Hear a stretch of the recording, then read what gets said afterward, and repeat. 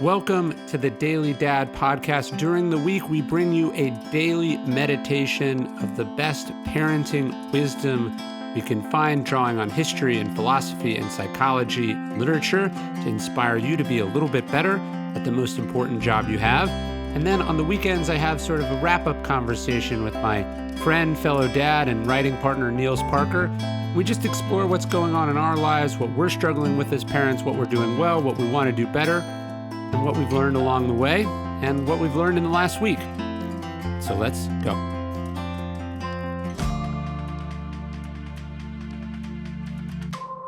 Why take a multivitamin? It's to be healthy.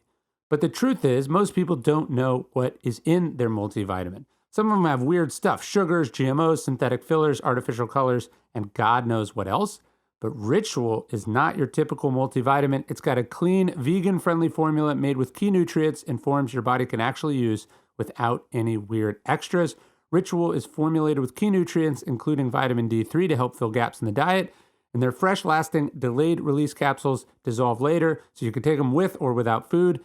Ritual multivitamins are delivered to your door every month with free shipping always, and you can start, snooze, or cancel your subscription anytime. If you don't love Ritual within the first month, they'll refund your first order. Everybody deserves to know what's in your multivitamin, including you, and that's why Ritual is offering you, our listeners, 10% off during your first 3 months. Visit ritual.com/dailydad. Start Ritual today. Hey everyone, as you know, I'm a bit of a philosophy nerd. That's what I write about. That's what gets me excited. So how do you teach your kids about this? Obviously, that's something I think about a lot. It's also something I've been asked a lot about, even well before I had kids.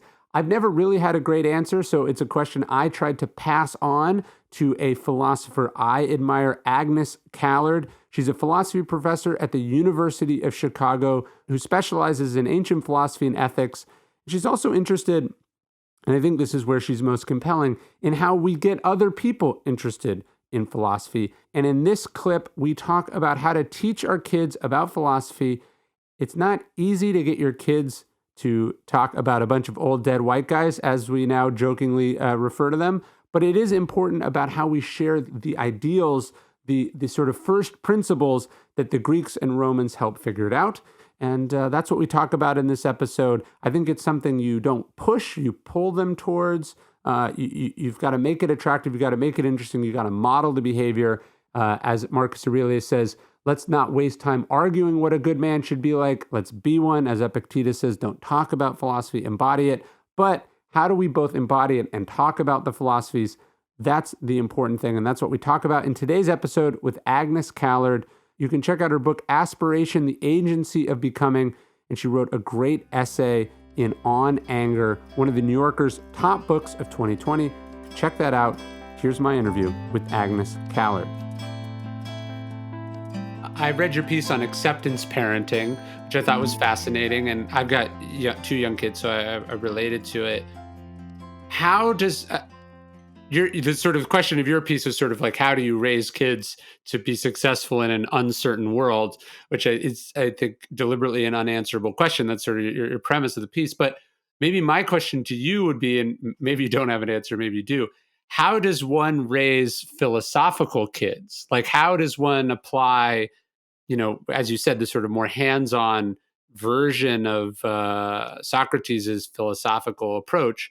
How do you cultivate that in kids? So it's weird because I don't see myself at all as having set out to do that. How old are Uh, your kids, or your kid? my kids are 17, 12, and 7. But my Okay. 7-year-old recently, it turned out in school, they asked what they wanted to be uh, when they grew up, and he said, not only did he say a philosopher, but he said, he didn't put it in these words because he basically said he wants to be a philosopher who works on Spinoza. Ooh.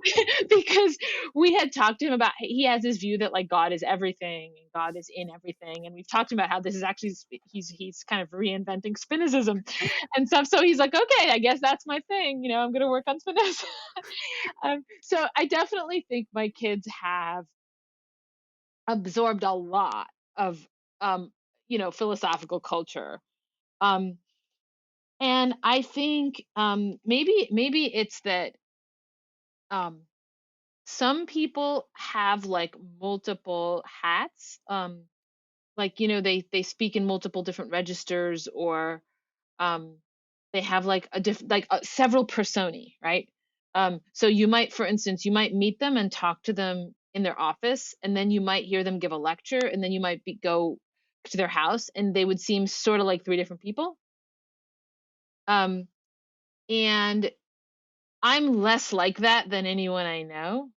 Like, I don't have multiple registers, so it's less like a matter of um So philosophy isn't a performance for you, it's who you are. right. I mean, I don't want to say that it's a performance for those people either. Like, they might just have three authentic selves or something. Do you see what I mean? Yeah. Um, it's just that I don't have any other self to fall back on.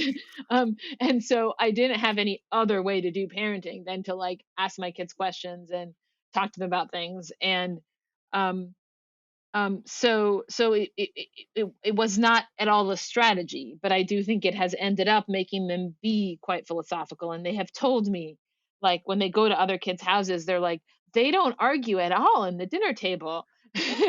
um, and um, uh, it's like it's unimaginable for us to have a dinner table conversation that doesn't involve some argument about, like, last night it was, um what is my 7-year-old came up with, what would be the best kind of glove you could have if you could have your dream glove. It's like, what a weird question, right? But it was like, okay, so now we're going to like try and think about what is the ideal kind of glove. And then there were all kinds of questions about whether, for instance, if there were claws and things coming out of the glove, did that count? Was that like a glove, or that not even a glove anymore? Right? So the borderline between a glove and non-glove is has to get adjudicated in this conversation about what's the dream glove, right? That's like a normal dinner conversation for us. And I kind of like can't imagine what we would talk about if we didn't do that. But I know mostly from my kids that that's like not the way what other people do. So I don't I don't have a good it wasn't like I wasn't selecting between options, let's put it that way. Did you actively encourage this idea of having sort of debates and discussions over dinner, or again, was that just something that sort of happened because they saw you doing that? Yeah, I think that um my guess, if I had to guess as to how it would arise, it would be something like this. Say with my oldest, right? Like, we'd be sitting at the table, and I would be trying to have a conversation with my husband, that now ex-husband, but at the time husband, while my son was like, eating his food and blabbering and whatever. And eventually, like, my son would figure out that he has to try to participate in the conversation that we're having Right. if he's going to like get our attention, right? And then with each child, they're, in a sense, they have to join the club or something, and they have Right. to find a way to join it. And I do think we make an effort. So I don't think a lot of this is intentional, but the part that is intentional is we make a very big effort to always include everyone in the conversation. We have rules about like things you're not allowed to talk about at dinner, is like things where other people haven't like seen the movie or read the book, or Right. so the conversation has to be open and accessible. And then there's just a strong incentive, I think, for the youngest kid, to get up to speed to the point where they can participate in it. So my guess is that that's how it goes. It's not that we tried to bring it about. We did try to be a bit open, but it's that they want to participate, and like this is the price of admission. Well, one of the questions I get from a lot of people, they'll go like, "How can I introduce my kids to Stoicism, or how can I introduce my kids to philosophy? What advice do you have?" And it's funny. Like sometimes they'll be like, "My kid is 7. How do I introduce them to philosophy?" And then other times they'll be like, "My kid's a 21-year-old junior in college. How do I introduce them to philosophy?" It's funny to me that the question is still the same, but Right, it also strikes me at how modern that question is, because like I don't think that's what the Greeks or the Romans were thinking. Like, like, you know, uh, George Washington was considered like stupid among the founders. because he'd only read philosophy in English as a child, didn't also know it in Greek, Latin, or French the way that, say, Jefferson did. So there's almost this kind of patronizing uh, approach that we have today, where it's like, of course, a kid couldn't understand these ideas, but for thousands of years, kids have understood these ideas. Yeah, I think that it's going to be very hard to introduce your kids to philosophy if you're not interested in it. Sure. So, and I think if you are, like, you're um you're just going to end up talking to them about it. Like, so I mean, that is, I think that, like, you have to, in terms of introducing them, like, it, at least for me, the most natural way that it comes up is just that there's like some question that we want to know the answer to. um and um uh like, what was one we really debated for a long time was, um if if there were, this is my 7-year-old came up with this, if there were conjoined twins and one of them committed a crime, uh and you put them both in jail. Um, and Sure. questions about, like, lots of interesting questions arose about, like, could the innocent twin really have been fully innocent? Like, could he have not known at all if they're conjoined, right? And maybe they could have resisted or something. But, like, it's more important to not jail the innocent than to jail the guilty. But what if the crime is really bad, right? So this question has, like, tons of interesting stuff about moral responsibility, you know, baked into it. And I think, like, if you're interested in the question, then kids are. I think in certain ways, kids are more naturally philosophical than adults. Like, I feel like the question should be from kids: How do I interest my grown-ups in philosophy? Yeah, or maybe it's, how do I not discourage my kids' interest in philosophy? And maybe first and foremost is not making them think philosophy is this thing, this external sort of ghettoized thing. But we go back more towards the Socrates model, which is that philosophy is asking questions about what you know and don't know, and trying to get to truth in some form or another. It's philosophy is not philosophizing. Philosophy is the search and the love of wisdom. Yes, but I also think it's nice to have these sort of figures that are kind of like philosophy heroes, Of course.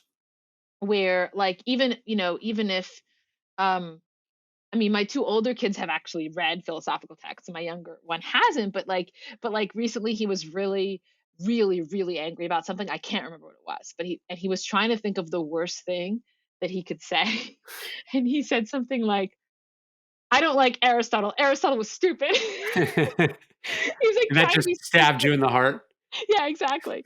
And so, like, that indicates, right, that in his mind, Aristotle, he's never read Mhm. any Aristotle, but has a kind of status, right? Um, and so I think that, like, the idea that people have been thinking about these things for thousands of years, and there were these kind of like heroes of thought, that we have sort of access to.